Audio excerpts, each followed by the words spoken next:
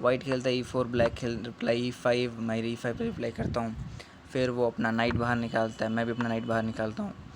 वो एक और नाइट, मैं भी एक और नाइट। वो इटालियन की तरफ जाता है पर मैं उसके नाइट को पिन करने की कोशिश करता हूँ। वो अपने बिशप को थोड़ा एक पॉन और करता है, सेंटर में थोड़ा प्रेशर बनाने की कोशिश करता है। मैं कास्टल करता हूँ। अब उसका आइडिया था कि उसका है कि इस बिशप को किक करना, पर मैं एक्सचेंज कर लेता हूँ इस नाइट के बदले। आफ्टर एक्सचेंज चेक उसने इससे काटा। इससे मैंने एक पीस और सेंटर पर डाला। आइडिया 2 कि मैं इस वाले सिपाही को भी अटैक करूँगा और इस वाले बिशप को भी। उसे काटना पड़ेगा ही पड़ेगा, तो मैं इससे काटूँगा। अगर इससे वापस काटेगा तो मैं इससे काट सकता हूँ, क्वीन से। ये मेरा आइडिया था। उसने इससे काटा जैसे मैंने सोचा था।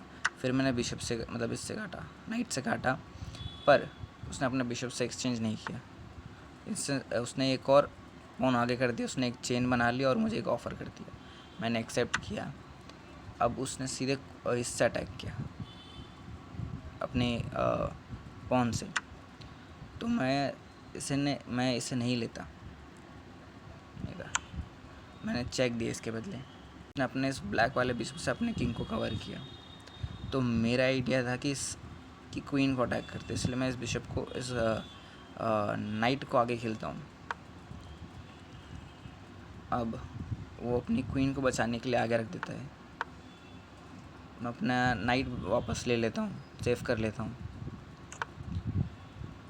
मैंने यहाँ मिस्टेक कर दी, मुझे पहले इस वाले से इसको काटना था, इस पीछे वाले नीचे वाले नाइट से इस वाले सिपाही को काटना था। वो इसे काटता, उसके बाद मैं ये खेलता, क्योंकि उसके पास कोई ऑप्शन नहीं होता, इससे ही काटना पड़ता। इससे काटता, उसके बाद मैं खेलता, क्वीन एक्सचेंज हो जाता, पर मिस्टेक हो गया। अब उसने अपने इससे पॉन से काटा। मैंने सोचा कि पहले इसकी क्वीन को अटैक करता हूँ कि ये क्वीन एक्सचेंज तो होने वाला ही है, इसे रोक नहीं सकते काइंड ऑफ। तो मैं सोचा इसे अटैक ना करते हुए ये क्वीन ये यहाँ से काटेगा, मैं यहाँ इस सिपाही को काट के इस रुक को अटैक करूँगा, पर उसने सीधे ये काट दिया। तो मेरे पास कोई ऑप्शन नहीं था, मैंने एक्सचेंज कर लिया। अब उसने इससे काटा, क्वीन एक्सचेंज हुआ। पहले इस बिशप को किक करना था मेरे को, उसने ये चला। तब मैंने ध्यान नहीं दिया कि यहाँ पर एक ये हो सकता है कि मेरा रुक खा सकता है यहाँ चेक देकर, क्योंकि मैं अपने किंग से मार नहीं सकता। तब मैंने ध्यान नहीं, मुझे इस बिशप को किक करना था, इसलिए मैंने अगला खेल दिया इसको।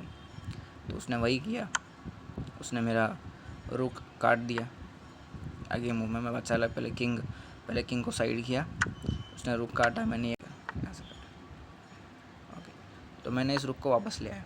यहाँ था ट्विस्ट, उसे लगा था नहीं मैं भी उसे आगे करूँगा, पर मुझे पता था अगर ये यहाँ इस सिपाही को इसने यहाँ रख दिया तो ये इसे भी काटेगा और इससे भी चेक दे देगा, इसलिए मैंने आगे कर लिया।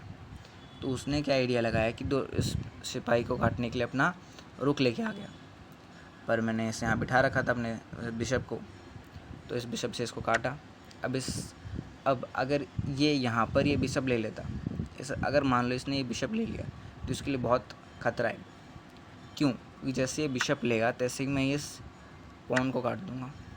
अब जैसे मैं इस पॉन को काटूँगा, ये इस पॉन को नहीं काट सकता। क्यों? अगर इस पॉन को इसने काट दिया तो यहाँ पर ये चेकमेट हो जाएगा, और उसने ये ध्यान नहीं दिया, उसने ले लिया ये पॉन। उसके बाद मेरी बारी थी, मैंने खेला और उसने रिज़ाइन कर दिया। क्यों? क्योंकि अगर वो रुक से बचाता, मैं रुक को काटता, फिर वो बिशप से बचाता, बिशप को काटता, लास्ट में चेकमेट होना था। इस तरह मैं रोड टू 1000 ईलो का फर्स्ट मैच जीता, कंटिन्यू 2 मैच हारने के बाद। आज का ये वीडियो था, कल और गेम खेलूँगा, उसको भी रिकॉर्ड करूँगा, उसे भी डालूँगा।